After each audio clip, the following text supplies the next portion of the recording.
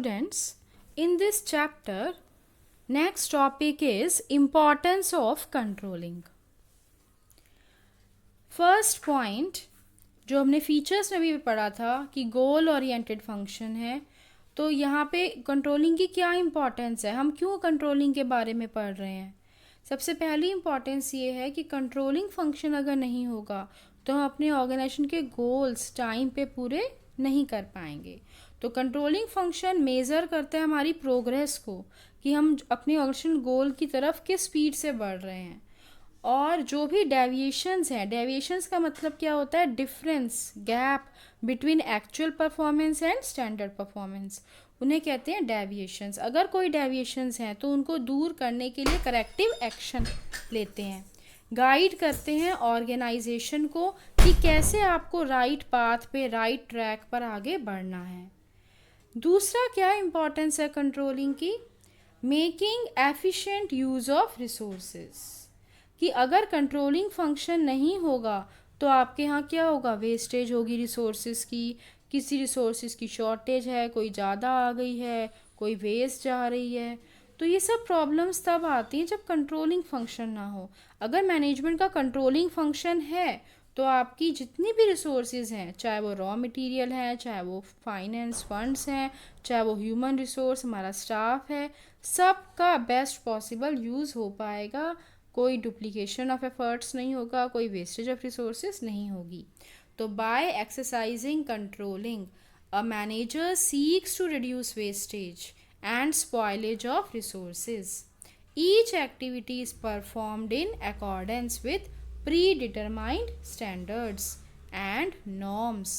This ensures that resources are used in the most effective and efficient manner. तो अगर controlling होगा तो हमारी सभी रिसोर्सेज बिल्कुल अच्छे तरह से यूज़ होंगी, ना खाली पड़ी होंगी और ना ही वेस्ट हो रही होंगी. थर्ड इम्पॉर्टेंस का पॉइंट है कंट्रोलिंग का कि अगर कंट्रोलिंग फंक्शन है मैनेजमेंट का तो ऑर्डर में होगा सारा काम, डिसिप्लिन होगा हमारी ऑर्गेनाइजेशन में.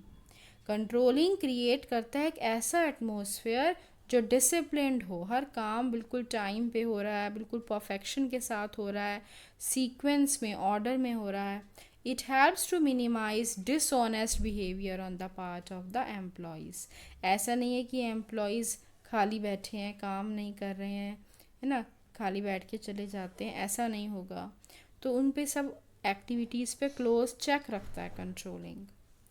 और नेक्स्ट इम्पॉर्टेंस क्या है कंट्रोलिंग की, इम्प्रूव करता है एम्प्लॉयज़ की मोटिवेशन, मतलब एम्प्लॉयज़ को और अच्छे से वो वर्क करें, उनको एनकरेज करता है. A good control system ensures that employees know well in advance what they are expected to do.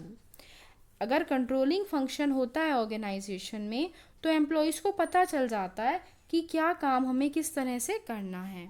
And what are the standards of performance, हमारे क्या स्टैंडर्ड्स हैं, क्या गोल्स हैं जिन्हें हमें अचीव करना है. तो वो उसके अकॉर्डिंग ही मोटिवेट होते हैं, उसके अकॉर्डिंग ही वर्क करते हैं, उसके अकॉर्डिंग ही उनकी परफॉर्मेंस होती है.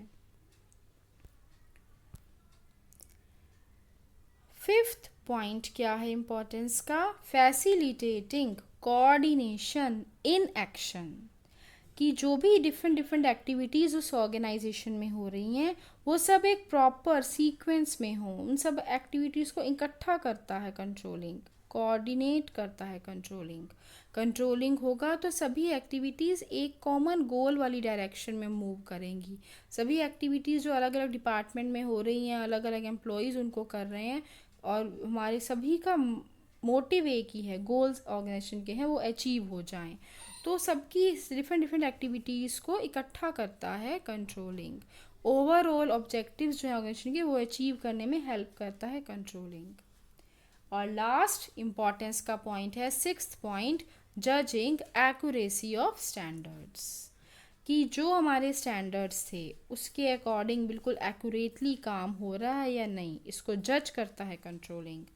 एफिशिएंट कंट्रोल सिस्टम होगा, केयरफुल चेक होगा, तो जो भी ऑर्गेनाइजेशन में चेंजेस हो रहे हैं, एनवायरनमेंट में चेंजेस हो रहे हैं, उसके अकॉर्डिंग आप अपने यहाँ चेंजेस ला पाएंगे, अपने स्टैंडर्ड्स को रिवाइज कर पाएंगे।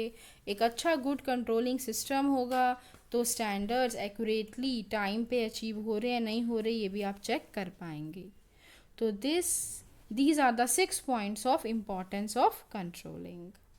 अब इसमें केवल एक ही टॉपिक बचा है, कंट्रोलिंग का प्रोसेस, वो हम कल पढ़ेंगे और फिर आपका ये चैप्टर कंप्लीट हो जाएगा। आपका मिड टर्म एग्ज़ाम्स का सिलेबस भी कंप्लीट हो जाएगा कल।